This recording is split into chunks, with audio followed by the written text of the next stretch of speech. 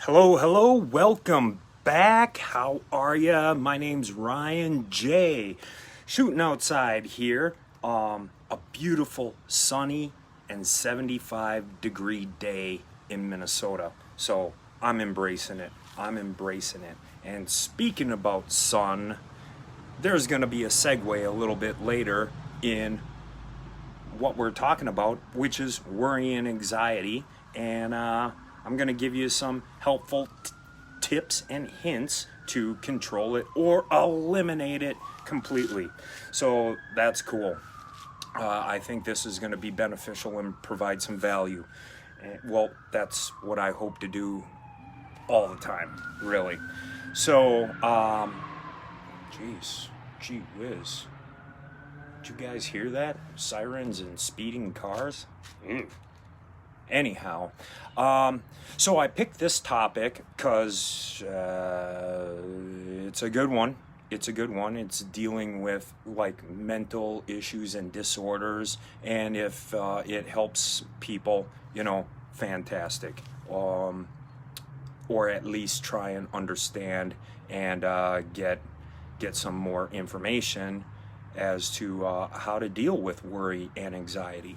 And another reason why I'm doing this is, so this coming up Wednesday, this live right now is in preparation for when I do my podcast this Wednesday.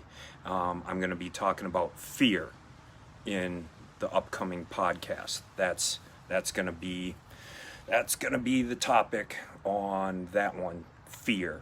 And so I encourage you and invite you to like or follow, or actually it's they call it subscribe to the Massive Life-Changing Value podcast, and that's available. I just got approved on Google Podcasts. I know it's on Spotify and Pod Pockets, if that's a platform. I don't know. You search for it, you can find the podcast, especially on Spotify and on Google. Okay, so worry and anxiety, let's get into it. One of the things that you can do to reduce worry and anxiety is to get yourself into a predictable routine with automatic, reliable habits. A predictable routine with automatic and reliable habits. So what does that mean? That means, oh hey, are they turning around in my driveway? What does that mean? That means waking up at the same time every single day. Making your bed, having breakfast, doing your self-care routine the same time. Make it a predictable habit of taking care of yourself. And this is what I do in the morning. I make my bed. I don't touch my cell phone for the first half hour. Things like that, that are beneficial to your mental state, versus getting up and being immediately reactive to things. Okay, so predictable routines. Waking up at the same time, that was in the predictable routine. Your breakfast is important. So, breakfast is important. It's one of the first meals of the day. Okay, make sure it's more on the fats and protein side, which is good for your brain, versus simple sugars, carbohydrates, that sort of diet, because that sort of diet is going to spike your insulin levels, and then you'll have a crash after a breakfast with a high protein and fat. One, it's good for your brain, and you're not going to have that insulin spike. Okay? Makes sense? So that's breakfast. Not being reactive. All right. Well, when I grab So let's just say, and I've started to practice this within the last month, and it's very, very beneficial. Matter of fact, it's so calm and relaxing. The first half hour of my morning is not touching my cell phone. You know, that gives me time for my self-care. That gives me time to read 10 pages in a book. That gives me time to maybe journal, or, you know, just sip my coffee and enjoy the sunrise. You know, it's calming, relaxing, and that sets me up mentally for a more productive day, because I'm taking control of my thoughts, my feelings, my actions. I'm taking control of that versus being reactive to things. If I didn't plan out my day, if I didn't have an agenda, then I'm at the whims and desires and at the mercy of whatever life throws at me without planning.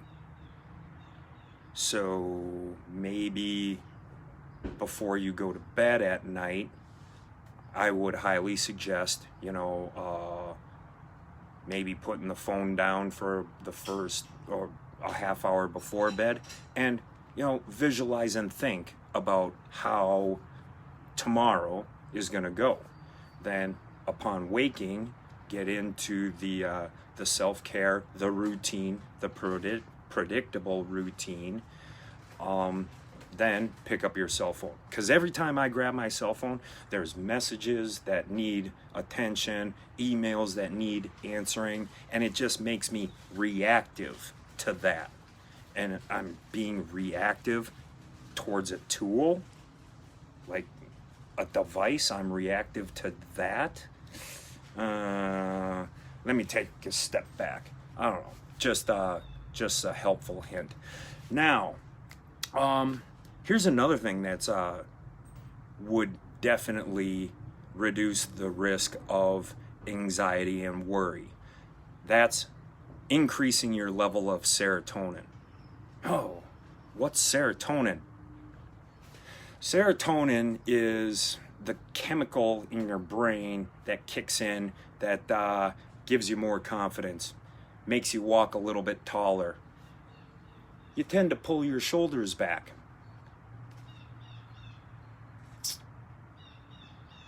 Your head up straight, you're looking forward, you're feeling good about yourself.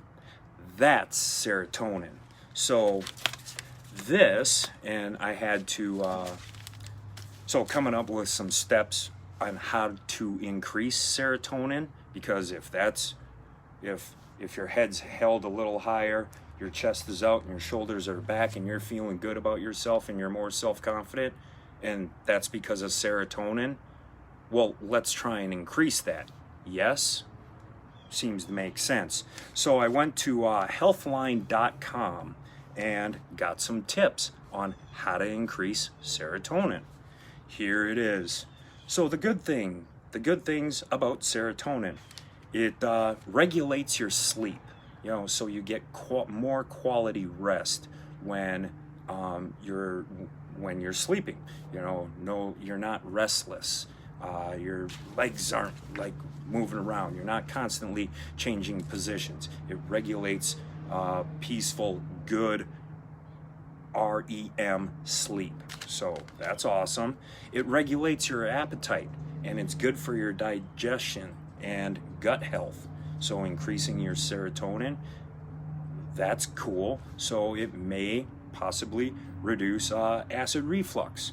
You know, it only seems to make sense that acid reflux and ulcers and that sort of thing are because of worry and anxiety.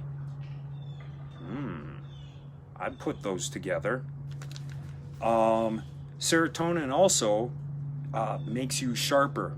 Your memory's better. You're able to learn. You're more proactive with increased serotonin. And it gives you positive feelings and a pro-social behavior. That was an interesting word, how healthline.com said that? Pro-social behavior. Well, isn't that, I would say, friendly? Anyhow, friendly, pro-social. You get the thing. You get the idea. So, what are low serotonin? What are you like when you have low serotonin? Well, you tend to look down. Your shoulders are, it's exact opposite of, mirror opposite of what I just described on increasing and having a great serotonin level. So your head's down, you're slouched, you're anxious, you feel down, you feel depressed, you're irritable and aggressive, so not pro-social behavior or unfriendly. You're impulsive, you have digestive issues, you have a sweet tooth, all right, so that's craving carbohydrates or craving sweets or craving sugars, all right, to spike your insulin level, and seems to make sense. Now, because we're learning and are going to implement these things in our life, are going to stick to more of a fat and protein breakfast. So, bacon and eggs. Protein and fat, right there. Bacon and eggs. And it also, a low serotonin level will also decrease your appetite. So that's what having low serotonin looks like. All right, now let's get into it. How do we increase it? How do we get more of this serotonin? Now, from Healthline, I thought this is kind of a funny one. And here's why. Now you can increase your serotonin through your diet and what you eat. It doesn't, serotonin does, let me start over. Serotonin does not, it's not contained in the food that you eat. It is when you eat certain items, it increases the chance that your body makes more serotonin. So, what is that to eat? Turkey. And lo and behold, the sleepy turkey ingredient, tryptophan, the sleepy turkey ingredient, will increase your serotonin. So, because of the amino acid complexity, or what is in turkey, the tryptophan contains some sort of amino acid. And you can also, if you don't like turkey and you don't like the sleepy turkey feeling, you can also get the same amount from salmon as well. Man, no brainer here. Exercise. Exercise makes you feel good, and it's a more aerobic exercise. Yeah, lifting weight. I love to lift weights, and some days I feel like my aerobic exercise is just me lifting weights faster. Okay, aerobic exercise, riding bike, brisk walks, swimming, jogging, aerobic.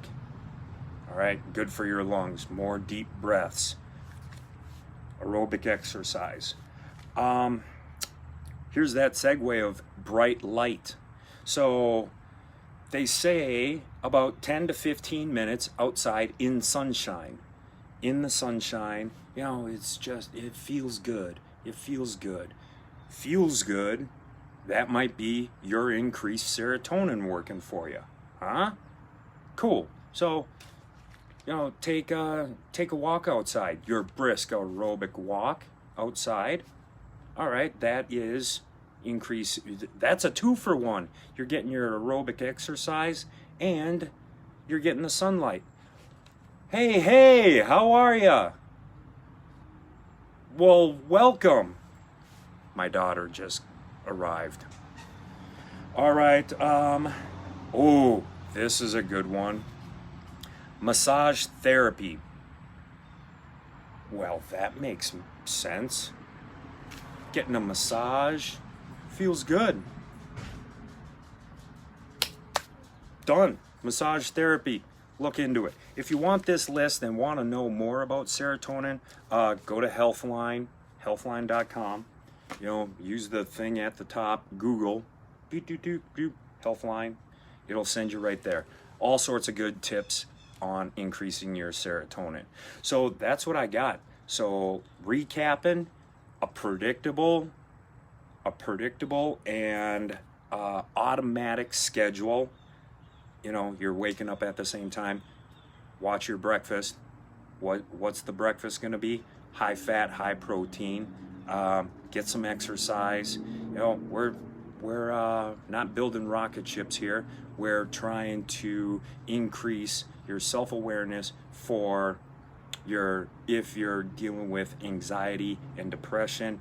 Those tips will help you out. Yeah, so that's all I got for that. And you know, just to recap again, this Wednesday, a new episode on the Massive Life-Changing Value podcast. I'm going to be talking about fear, and I'll keep inviting you for that as well. Till next time, this is Ryan J. Make it an epic day. Bye.